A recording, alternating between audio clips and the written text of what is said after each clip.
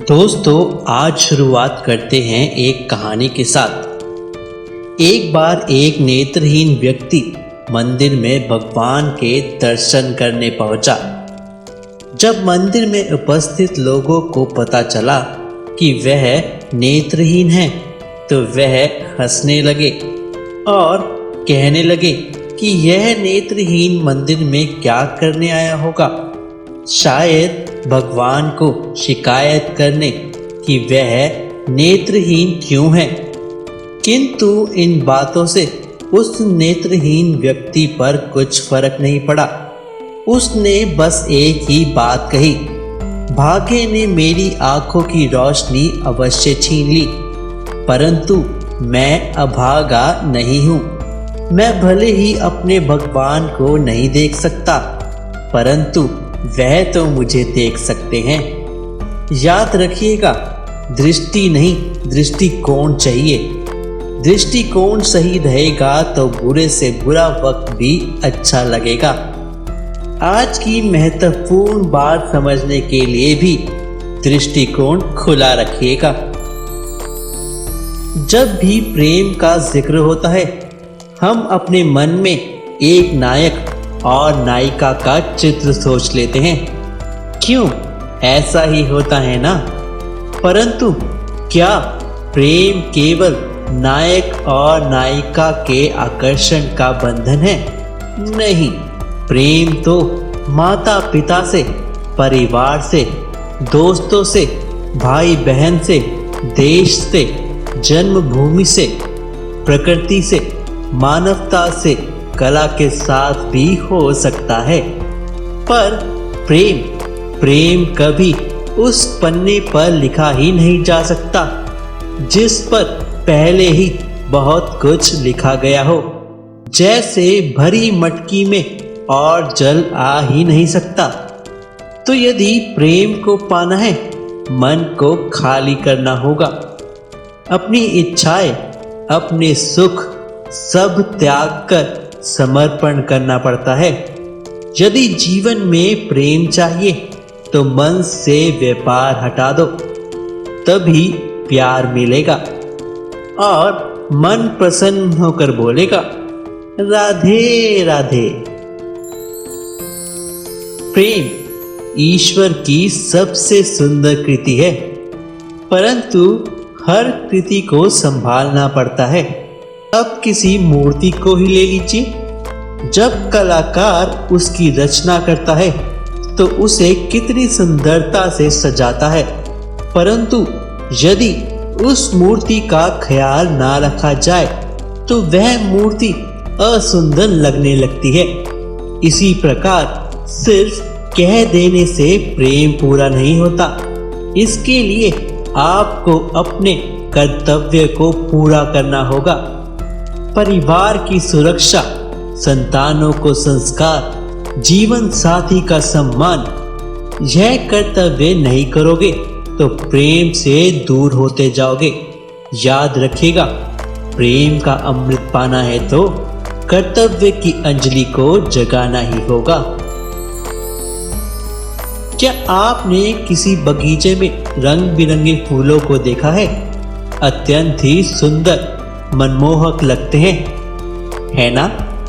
जब मैंने आपसे सुंदर फूलों की बात कही तो आपके मन में लाल, पीले, नीले फूलों की एक छवि सी सामने आ गई होगी। क्यों, है ना? इसी प्रकार जब प्रेम की बात आती है तो लोग किसी ना किसी का मुख स्मरण कर लेते हैं।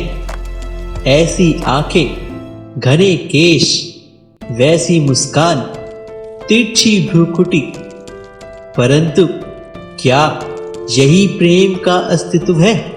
नहीं, यह तो उस शरीर का अस्तित्व है जिसे हमारी आंखों ने देखा और हमने स्वीकार कर लिया।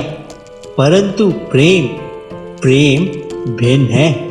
प्रेम तो उस वायु के समान है जिसकी मदद से हम सब जिंदा है। हम उसे देख नहीं सकते, परंतु महसूस कर सकते हैं।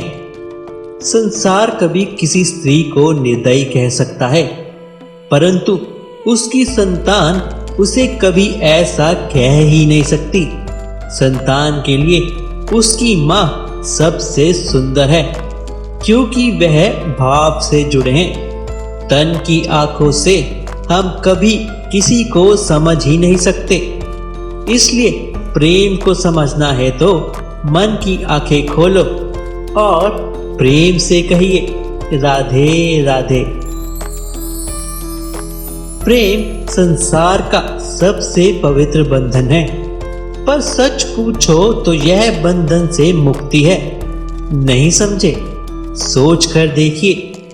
यदि कोई आपका प्रेम ना समझ पाए, यदि कोई आपके प्रेम को ना अपनाए, कुछ उदास हो जाते हैं, कुछ छल करने लगते हैं, कुछ बलपूर्वक उसे पाने की कोशिश करते हैं, परंतु क्या यह सही है?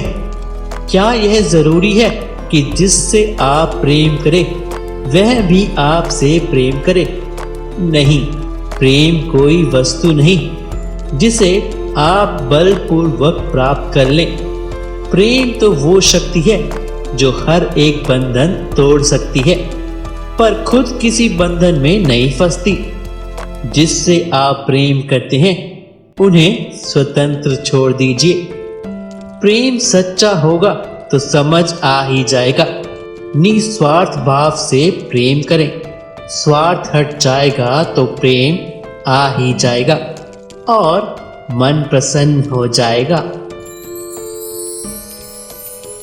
यदि आप किसी को जीवन भर के लिए साथ चाहते हैं तो उसे समय समय पर दूरी बनाकर रखिए। अब आपके मन में सवाल उठ रहा होगा, ऐसा क्यों? क्योंकि यह दूरी ही तो आपको आपके साथी की महत्वता समझाती है। यह दूरी ही आपको एहसास कराती है कि आप उनसे दोबारा मिले। याद रखिएगा, दूरियां बुरी नहीं हैं। फल से बीज की दूरी ही नए फलों के निर्माण का कारण बनती है। प्रेम की असली परख दूर रहकर ही पता लगती है। किसी व्यक्ति के आपके पास आने के 3 कारण होते हैं: भाव, अभाव और प्रभाव। यदि कोई आपके पास प्रेम भाव के साथ है तो उसे प्यार, सम्मान दे। यदि कोई आपके पास अभाव लेकर आए तो उसे समझिए और जितना हो सके उतनी मदद करने की कोशिश करें। और यदि कोई प्रभाव के कारण आए तो उन्हें भी सम्मान दे। स्वयं को भाग्यशाली समझिए कि कोई आपके प्रभाव में है। याद रखिएगा, कभी किसी का तिरस्कार ना करें। दोस्तों, इस वीडियो में इतना ही। वीडियो को अंत तक देखने के लिए धन्यवाद। कृपया लाइक और कमेंट में लिखना मत भूलिएगा। राधे राधे।